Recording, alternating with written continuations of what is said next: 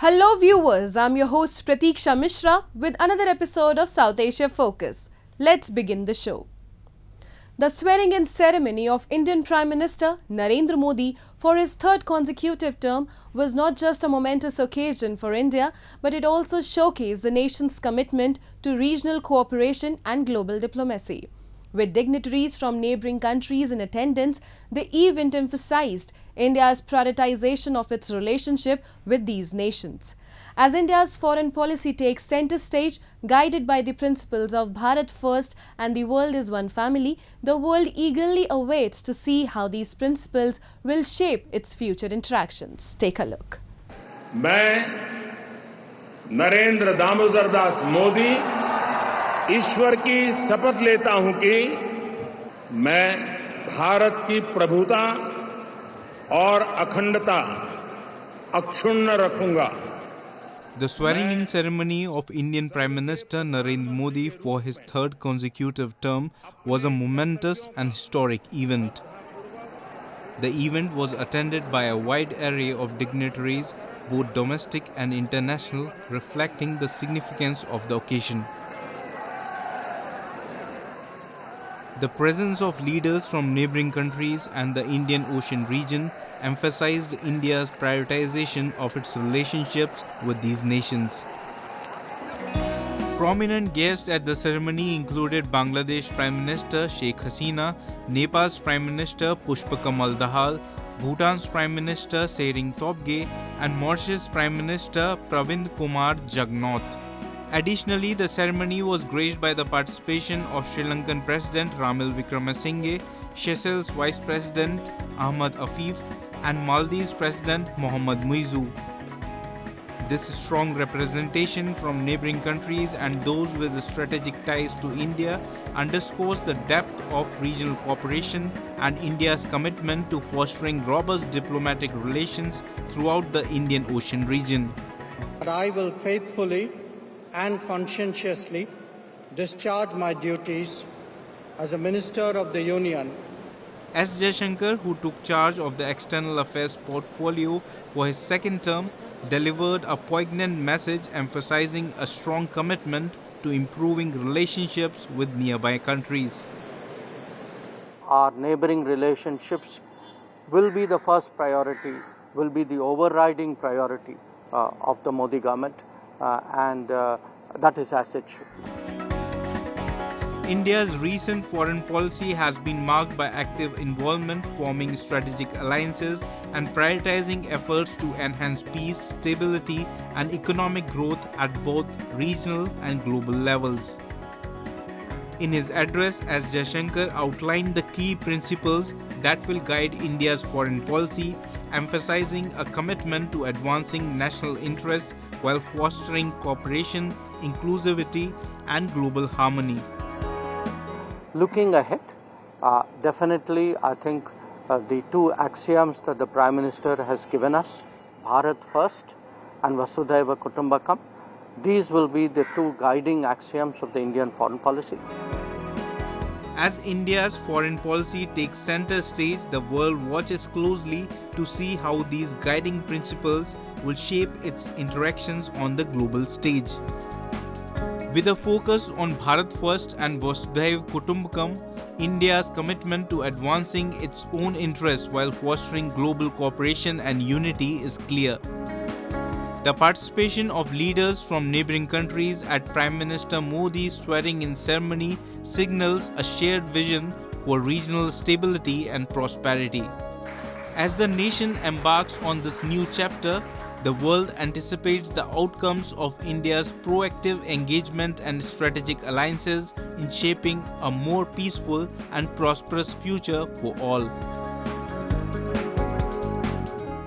Moving on. As Pakistan grapples with economic turbulence amid negotiation with the International Monetary Fund, the country's finance minister, Mohammad Aurangzeb, remains cautiously optimistic.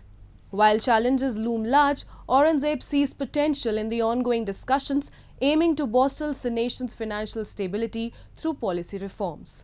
With considerations such as increasing the petroleum levy on the table, Pakistan navigates a complex path towards economic resilience. A report. Pakistan's economy faces formidable challenges amid ongoing negotiations with the International Monetary Fund.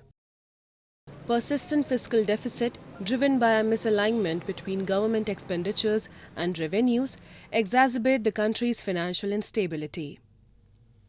High levels of public debt, coupled with a widening current account deficit and diminishing foreign exchange reserves, underscore the urgency of external assistance to mitigate the risk of a balance of payment crisis. However, Pakistan's Finance Minister Mohammad Aurangzeb expressed optimism regarding the discussions with the International Monetary Fund, characterizing them as constructive. Islamabad aims to bolster its argument for a fresh bailout agreement through its national budget. IMF का जैसे आपको इल्म है कि वो mission यहाँ से होकर गया है, उसके बाद सारी वर्चुअल डिस्कशन उनके साथ चल रही है। इस बजट के सिलसिले में भी जो कुछ सबमिशंस हैं वो उनके साथ इस वक्त बातचीत में ये शामिल हैं, और मैं सिर्फ इस वक्त ये कहूँगा कि मुस्बत पेशरफ्त है, और अभी कोई फ़ाइनल बात हम कर नहीं सकते हैं, क्योंकि जब तक कोई स्टाफ लेवल एग्रीमेंट हो ना जाए तो तब तक मैं कोई फाइनलिटी के साथ बात नहीं करना चाहता, अदर दैन द फैक्ट कि अभी तक जो हमारी बात हुई है वो मुनासिब सिमत में जा रही है। The discussions with the IMF present an opportunity for Pakistan, but they come with strict conditions and the need for challenging policy reforms.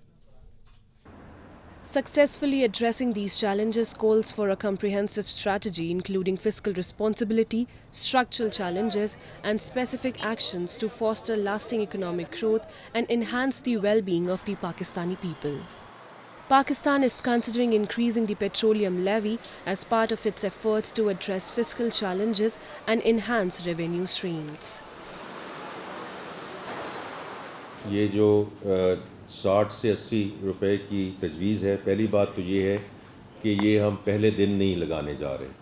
अगर जो इसमें इजाफ़ा होगा तो वो बतदरीज इजाफ़ा होगा during the next fiscal year, और उस पर भी हम जो साथ साथ मॉनिटर करेंगे जो इंटरनेशनल ऑयल प्राइसेस हैं, और उसके मुताबिक से हम इसको आगे लेकर चलेंगे, ताकि जैसे आपने जिक्र किया उस पर जितना इजाफी बोझ कम हो सके वो हम उस तरीके से इसको मॉनिटर करेंगे। पहले तो ये है कि इसको फेज़ इन करेंगे, और दूसरा इसको लिंक इन करेंगे with international oil prices. As Pakistan navigates through these intricate negotiations and economic challenges, the road ahead remains challenging yet filled. The failure of the Pakistani economy can be attributed to a combination of systemic issues and external factors. Pakistan has experienced frequent political instability, including military coups, weak civilian governments, and political unrest. Uncertainty in governance has undermined economic planning while hindering long-term growth.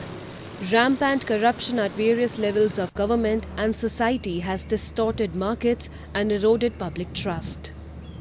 Weak governance institutions and ineffective regulatory frameworks have further exacerbated economic challenges.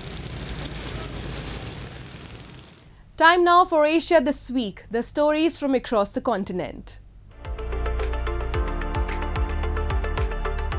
A fire broke out in a building housing workers in the city of Mangaf in southern Kuwait early on June 12, killing over 40 people.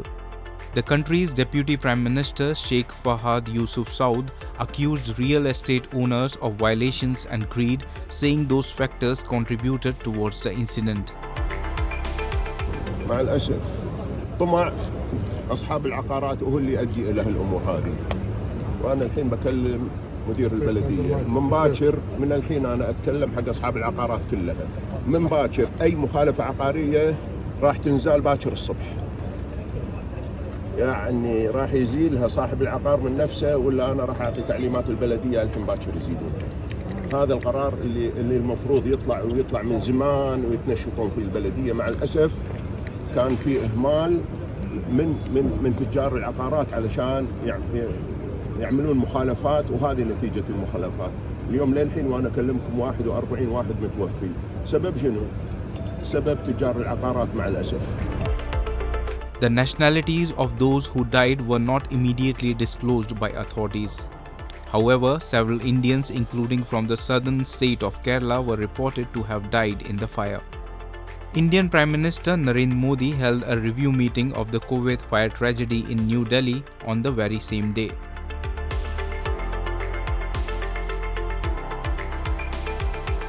Ten people were killed and at least 33 injured when a bus carrying Hindu pilgrims plunged into a deep gorge after a terror attack in the India's Union Territory of Jammu and Kashmir. According to reports, terrorists ambushed the bus and fired at it indiscriminately. The bus fell into a gorge, leading to the deaths and injuries. ये हमारा एक hostile neighbour है जिसके यहाँ पर जो peaceful हमारा सारा एनवायरनमेंट है उसको डैमेज करने के लिए उसकी हमेशा कोशिश ये रहती है, तो लिहाजा ये जो इन्फिल्ट्रेशन है ये appear to be fresh infiltration. The Pakistan-backed the Resistance Front, an offshoot of the Lashkar-e-Toiba, has claimed responsibility for the terror attack on a bus.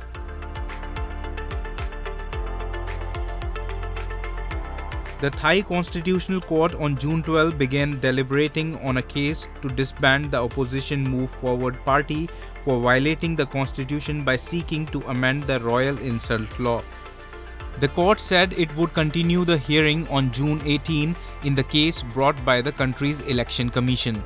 The dissolution case is part of a trio of politically charged cases being heard by the court, including one that could potentially lead to the Prime Minister's dismissal.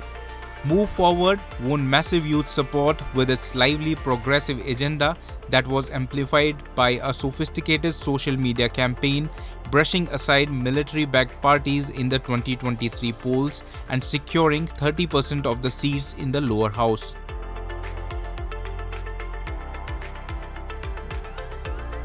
Sirens went off as the Israeli defense system intercepted rockets fired towards northern Israeli towns from Lebanon. Lebanon's Hezbollah fired scores of rockets at Israel in apparent response to an Israeli strike which killed a senior Hezbollah field commander, further ratcheting up tensions in their 8-month-long conflict. The Iran-backed Hezbollah and Israel have been trading fire since the eruption of the Gaza war in October, in a steadily intensifying conflict that has fueled concern of a bigger confrontation between the heavily armed adversaries. In a poignant display of frustration and desperation, former government employees and pensioners in Pakistan-occupied Jammu and Kashmir have taken to the streets in protest.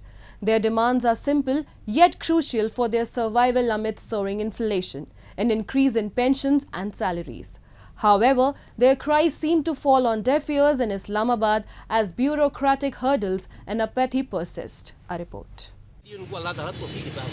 Scores of former government employees and pensioners in Pakistan-occupied Jammu and Kashmir held a sit-in protest recently to demand a raise in their pensions and salaries from the Pakistan government.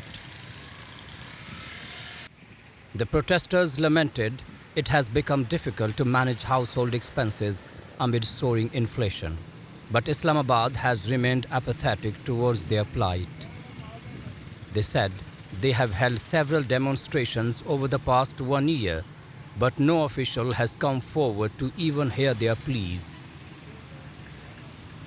ये बात हकीकत पे मबनी है कि वज़ीर-ए-आज़म आज़ाद कश्मीर अपनी तरफ से कुछ ऐलान नहीं कर सकते.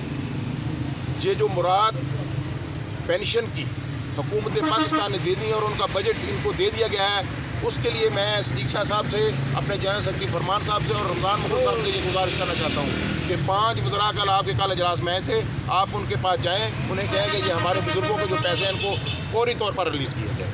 और दूसरी बात जो इन्होंने लिखी है कि अगर पेंशनर फौत हो जाता है तो उसकी पेंशन उसकी बेवा बेटी को दी जाती है, उसकी बहू को ट्रांसफ़र की जाती है, उसको बेवा को की जाती है. ये कानून है, इस्लामी जमहूरिया पाकिस्तान का कानून है, उसी के तहत आज़ाद जम्मू कश्मीर रियासत में तमाम पेंशनर और कानून है, तो ये उनको ट्रांसफ़र होनी चाहिए.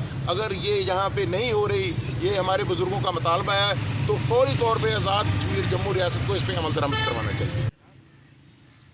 The protesters also demanded implementation of a law that in case a pensioner passes away, his pension should be transferred to his widow or daughter. They decried the bureaucratic blockade that has led to a delay in addressing their demands. आज तो जिस अफसर को बात करो तो वो एकदम मतलब वो दम दबाकर भागने की कोशिश करेगा। वो ये कहता है कि बस मुझसे कोई ना पूछ ले, मैं किसी को कुछ ना बता दूं। ये अब ये सूरत हाल जो हमारे सामने इस वक्त हम देखो रोडों पर बैठे हुए बूढ़े बैठे हुए हैं, हमें दुनिया गुजरने वाली देख रही है। हमारे अकुरानों को याद नहीं आ रहा, ये ख्याल नहीं आ रहा यार इनको सुनने से ये क्या देखें। अगर इनकी बात जायज़ है इसको की जाए, अगर इनकी बात नाजायज़ है इनको मुतमिन किया जाए, बाबा ये आपका मामला दुरुस्त नहीं है, इसको इस तरह दुरुस्त करें।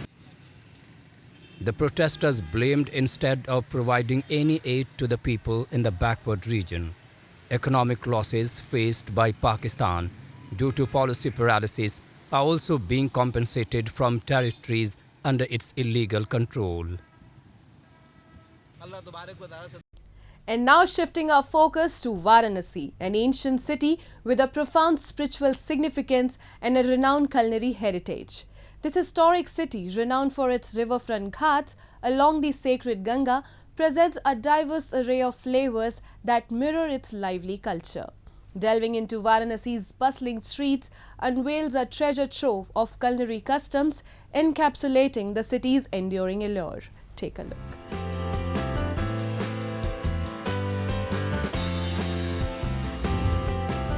As the first rays of sun paint Varanasi's ghats in golden hues, the aroma of freshly brewed tea fills the air, marking the start of a new day.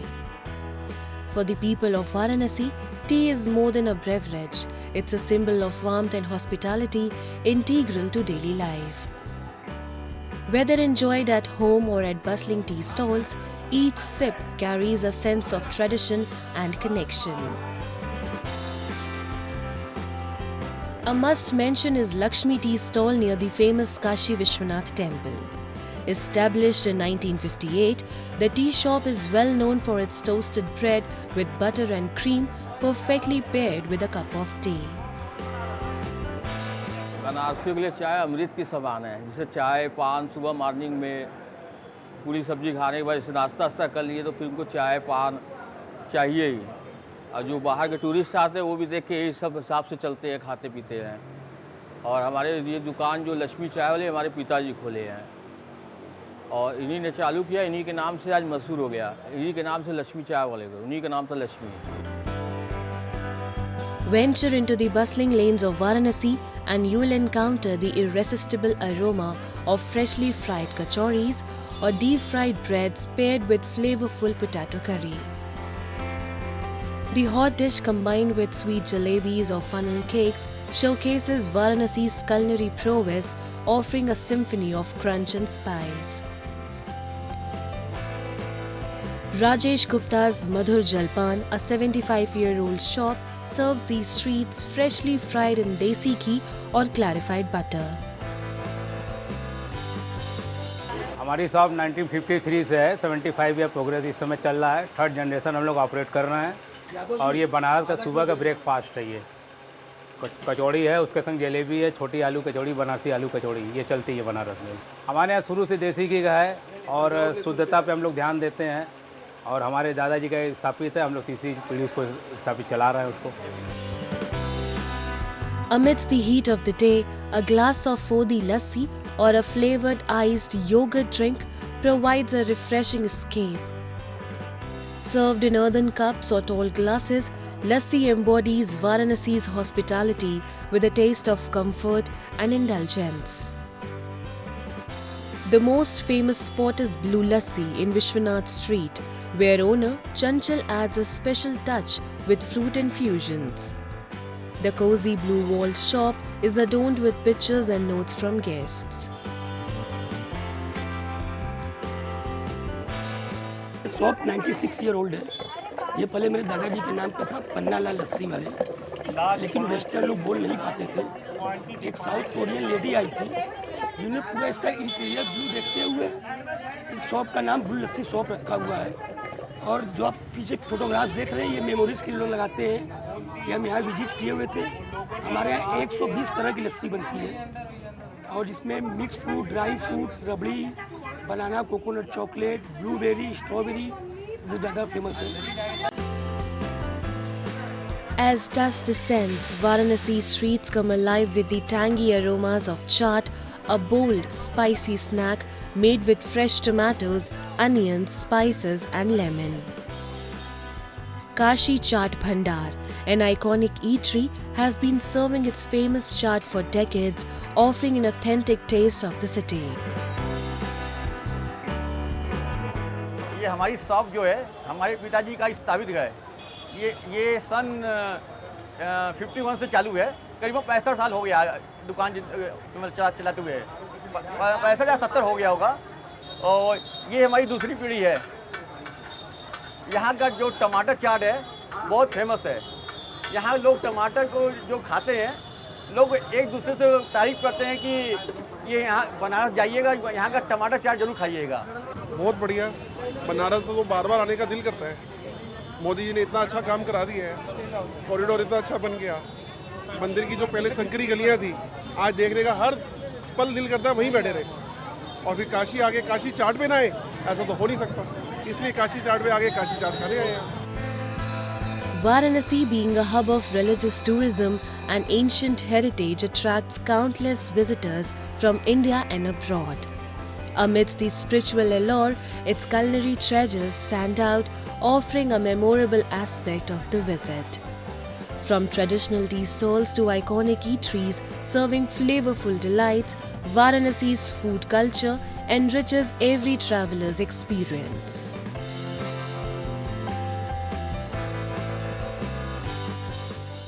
Varanasi, with its rich spiritual history and diverse culinary scene, invites both seekers of enlightenment and food enthusiasts alike.